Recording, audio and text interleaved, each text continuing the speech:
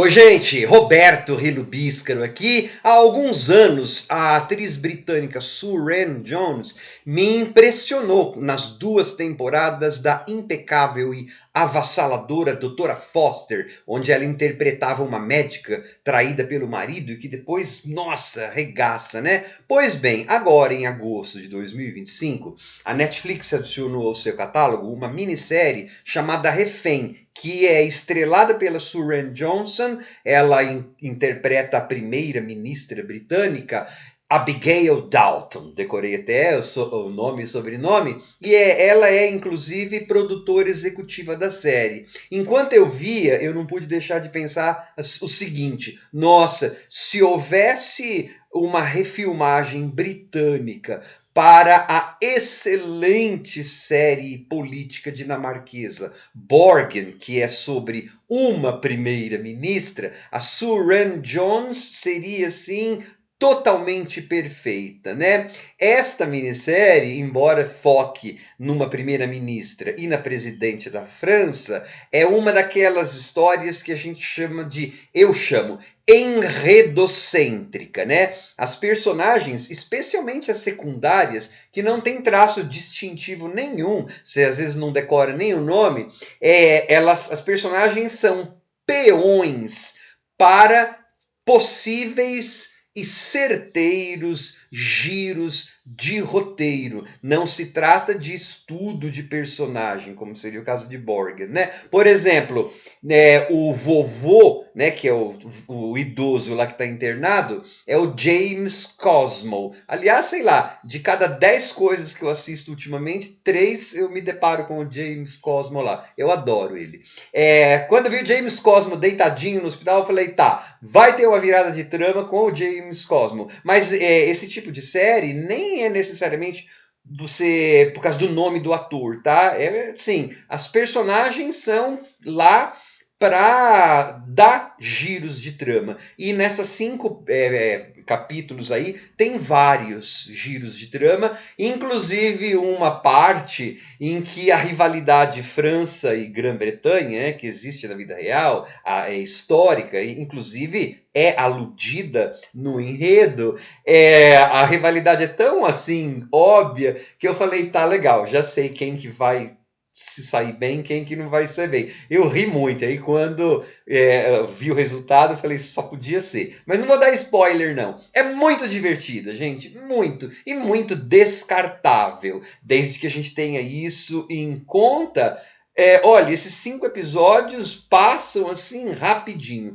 Só que antes de falar um bocadinho mais sobre esse absurdo gostoso, gostaria de convidá-los a se inscreverem no canal Robertando, curtir os vídeos, compartilhá-los. Agradeço bastante. É aquele tipo de minissérie que daqui a algum tempo você não lembra mais nada, né? De tão genérica que ela é em termos de história, em termos de cinematografia. Mas é assim, ó.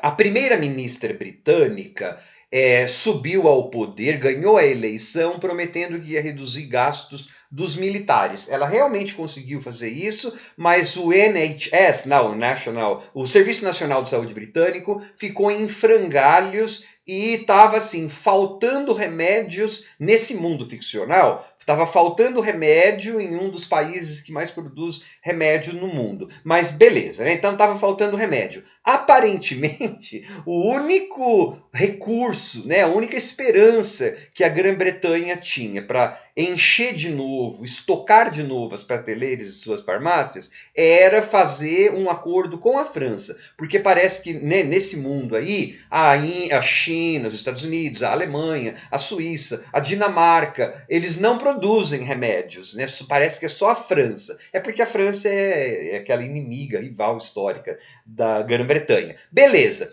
E aí vai haver uma cúpula entre a primeira-ministra britânica e a presidente da França. Ambas estão enroladas por motivos diferentes, mas estão enroladas. Beleza.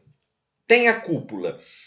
Qual que é o refém da história, né? Que são 5 episódios, 2 é o refém. É que às vezes essas pessoas todas estão reféns daquela situação. Então, tudo bem o título. Mas é assim, O marido da primeira-ministra britânica, ele é um médico lá do Médicos Sem Fronteiras. E ele viaja em missões humanitárias sendo marido da primeira-ministra britânica, tão sem seguranças quanto eu ou você viaja. Porque afinal de contas não tem problema se você é marido da primeira-ministra britânica. Você não corre muito mais perigo por conta disso. Então é claro que ele vai ser sequestrado e aí então a presidente francesa vai... E ele vai ser sequestrado na Guiana Francesa. Portanto, o cenário está todo armado. A primeira-ministra precisa dos remédios da França e precisa que a presidente da França autorize ação militar lá em seu território. A França, por sua vez, precisa de coisas da Grã-Bretanha.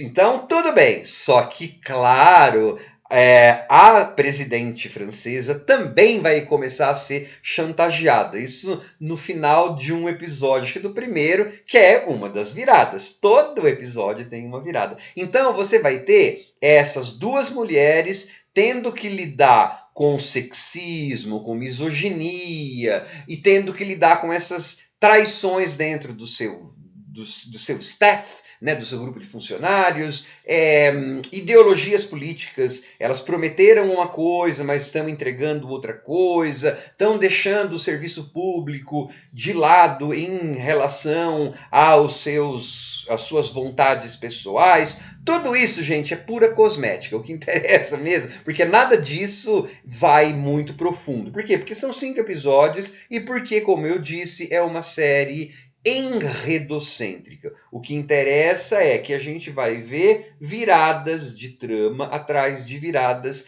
de trama. Pessoas que deveriam esconder situações, elas vão ter conversas ultra secretas no meio do número 10 de Downing Street, porque daí elas vão ser convenientemente pegas por alguém que, obviamente, conveniente também tem poder para confrontá-las, né? E aí, do nada, você vai descobrir que determinada pessoa tem uma conta secreta, que é para...